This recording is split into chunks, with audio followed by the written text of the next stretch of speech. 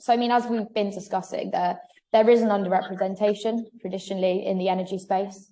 What do you think is the reason for that? I guess, what do you see to be the key challenges when it comes to hiring a gender neutral team in this space specifically?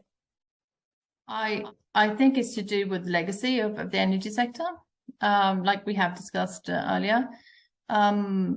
But I think that it's a massive focus as we speak. I had this conversation with my HR manager, and he said that it is really difficult to find female applicants, as they are obviously vastly underrepresented as per now.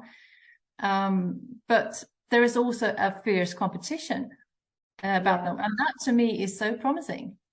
Because it's the beginning of something, and I suppose he also underlined that it's important to open up the sector, bring out the female potentials, and identify them early on. And again, back to being long term, you need to be at the unis, and you need to be maybe even earlier than that. So that engagement, and we need to make sure that we have a language that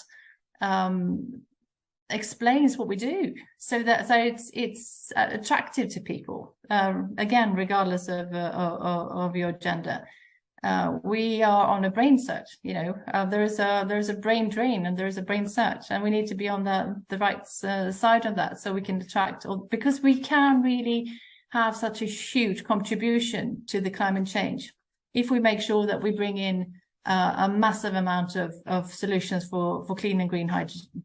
And that should be so inspiring. That should really be so inspiring for us. So that should be a driving force for really want to be part of here. And we need to educate the recruitment agencies and the communication agencies and all of those, so that we can have a common ground and common language that will be attractive. For sure. I think on the, applicant front, one thing that I did learn from the workshop in Rotterdam, which I found really interesting, was women tend to, or it's more common for women to apply to positions when they see that they're 100% a fit for the position. Yeah. Whereas men might apply where if they look at a job description and like 60% of the way there. So it's quite interesting. I think it's something businesses can learn from, in a way of, I guess, not always including the nice to haves in job descriptions. Because I mean, from a recruitment point of view, we speak to women every day who we've maybe sent a job description over to, and they've said, no, it's not for me. Then we'll have a chat with them. We'll talk about the company, the opportunity for them. And they realize it's completely aligned with where they want to be. It's an interesting thing to bear in mind. But I mean, in terms of Nilsson Energy, what specific efforts have you guys undertaken to promote gender equality, whether that be reaching your gender diversity targets, and at different stages of the career pipeline, really, not just in leadership? Yeah, and we've being a young company, we were established in 2017. I suppose the fact that I'm one of 3 co-founders has been important. I've had such lovely people to work with from day one. My co-founders are super guys, and we've never discussed gender between ourselves. We haven't, because the match between us, we are so different people, so the match between us is so great, so we haven't have to have that discussion, which is unusual, but it says something about the equation, and the fact that we today have senior and vital people, or everybody's vital, of course, but ladies in quite senior positions, such as the head of research and development, and the senior project management, and the communication manager, and what have you. 3 out of 7 people in our lead management teams are ladies. Oh wow, that's good ratios. But we are still struggling, finding people in the more sort of male orientated, if there are any, positions. So we work very hard with our internal HR and people and culture representative, and also with the external people that we need to have to make find positions and find people or what have you. So that ongoing discussion is extremely important.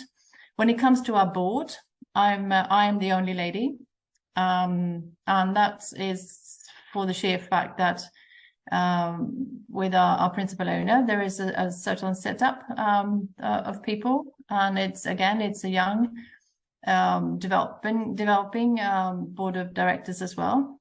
So obviously there is improvement there, but again, you can't do it in one. It's like there's a saying, you can't eat an elephant in one bite. You need to chew it many times, or at least there's a Swedish saying stating that. So obviously there is going to be many challenges along this road, and hopefully, Chiara, will continue having this discussion within the Women in Green Hydrogen and in so many other arenas and forums. Yeah, definitely. We need to have an ongoing, and we need to support each other. But going back to that event, I also remember that there was a lady stating that we can't talk about, always making women squishy and soft. Yeah, I remember that. and being geared towards family. We should all be geared towards family. But the fact that we represent different cultures and different countries with different politics is always going to be a case. If there is an opportunity for somebody like my husband, who had the opportunity to be at home with his children with equal pay and equal prerequisites, it's going to be obviously easier for us to have that development if there is no policies in place. Yeah, of course. So it's on the political agenda, it's on the macro level, but we can only work where we are.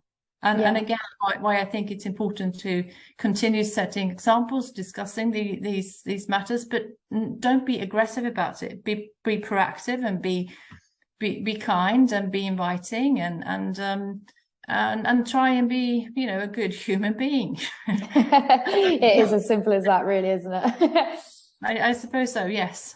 But yeah, I mean, I think especially being at a company where, you are a co-founder and there's kind of co-leadership there, which is quite diverse already, it kind of sets you up in a good way, I suppose. I know for me, I know there's a lot of other women as well who said the same, but I guess if a company is also run by a woman as well as a man, or whatever that may be, it is just naturally more attractive.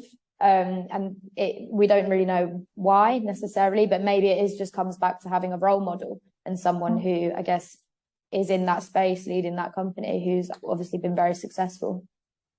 Yeah, I agree, but also if I really think about it hard, it's also about the processes that you develop. And as an example, it's very good to make the KPIs the right ones, and make sure that we the way that we communicate internally and externally, and the way that we use images of people, and simple things like that can determine how you are perceived. It's I suppose it's a way of creating an attractive workplace and a potential attractive workplace, where you feel that you are important regardless of whom you are. Yeah. But it's not going to be, we can't just leave it to be something soft. Yeah. HR or people and culture has never been soft for me. It's dead hard. It's just as hard as technology, because without that, it doesn't work. And if you think that technology and IT and whatever is complicated, that's nothing compared to people. Yeah. People are really